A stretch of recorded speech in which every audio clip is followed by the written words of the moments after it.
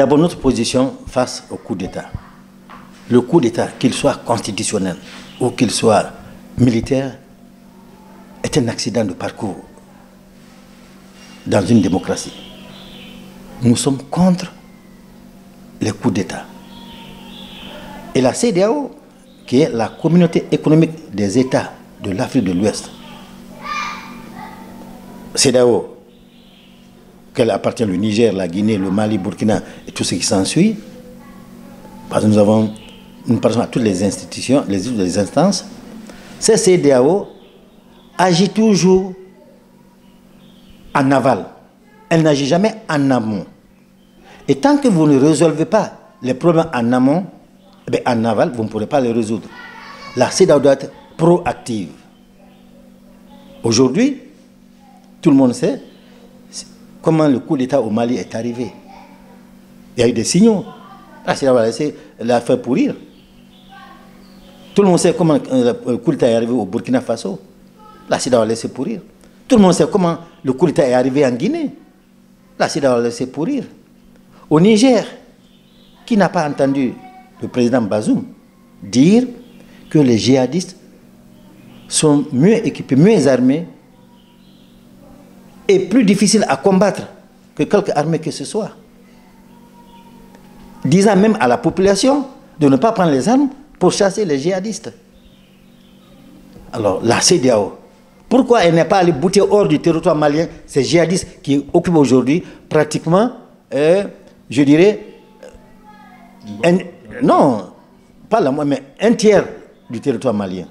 Pourquoi ne pas aller bouter hors du territoire du Burkina Faso les djihadistes qui tuent à longueur de journée des paisibles souterrains burkinabés? Pourquoi au Niger, ils ne vont pas bouter hors du territoire les djihadistes qui sont là-bas? Maintenant qu'il y a eu un coup d'État que nous condamnons, parce que, une fois de plus, aucun coup d'État n'est souhaitable. Mais, je prends l'exemple du peuple turc et je dis, quand un chef de l'État, un président, est dans le cœur de son peuple, et dans le cœur de sa population, quelle que soit la force des putschistes, quelle que soit la force de l'armée, le peuple sortira toujours pour défendre son président. Tel a été le cas de Erdogan.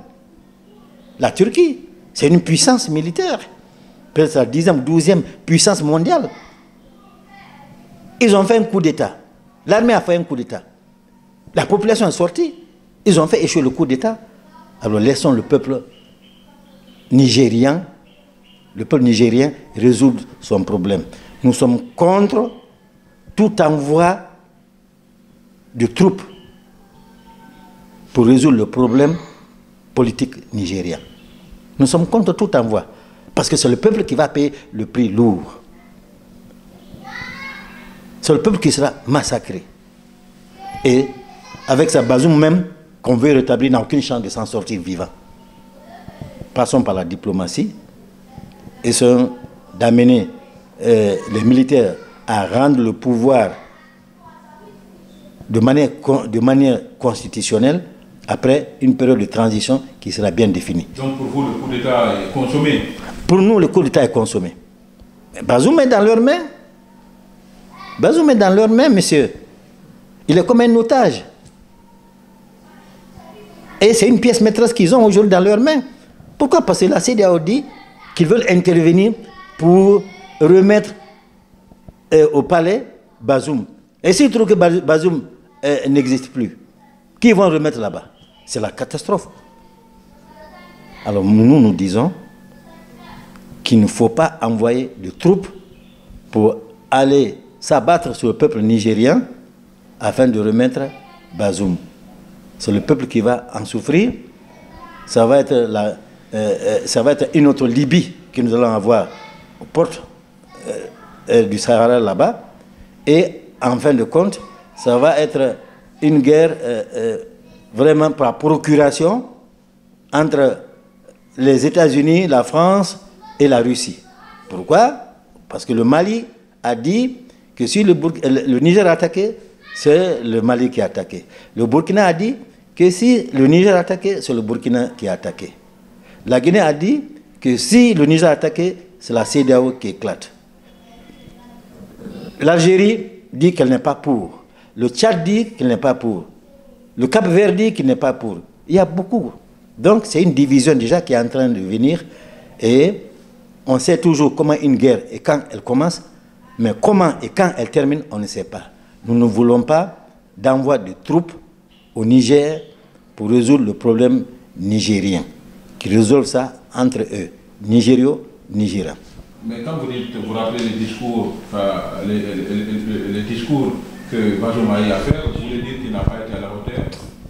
Pour moi, quand un chef dit que l'armée ou les rebelles ou les djihadistes que son armée à lui combat est plus forte, que cette armée est plus forte, ou que cette rébellion est plus forte, ou que ces djihadistes sont plus forts, ils sont difficiles à combattre, ils découragent, ils démoralisent. Ils sèment le doute dans l'esprit de la troupe. Personne ne m'a raconté. J'ai écouté Bazoum le dire lors d'une interview, je crois à une radio, une presse internationale. Il était en interview. Il a dit qu'il ne veut pas donner les armes à la population parce que les djihadistes sont très forts, sont bien armés, ils sont plus entraînés. Et c'est difficile de les combattre. Alors, est-ce bon pour le moral de la troupe? Je dis non. Un chef ne dit pas ça. Un chef encourage, il harangue, il donne tous les moyens à sa population et à son armée. Le 22 novembre 1970, vous n'étiez pas né, nous étions là. La Guinée a été envahie par le Portugal. Vous avez lu ça dans l'histoire. Mais le peuple guinéen est sorti comme un seul homme pour défendre. Alors, on a donné des armes à tous les civils. Moi-même, à l'époque, j'étais élève encore au lycée. Nous avons pris des armes. On nous a posé le long des plages. En nous disant seulement, tenez l'arme, voilà comment on tire. On n'a même pas eu plus de 10 minutes de formation. Alors c'est le patriotisme. Il faut encourager, il ne faut pas décourager, il ne faut pas démoraliser le peuple. Alors je n'encourage pas le coup d'État, mais une fois de plus, le peuple nigérien n'a qu'à résoudre son problème. La CEDEAO ne doit pas envoyer des troupes au Niger.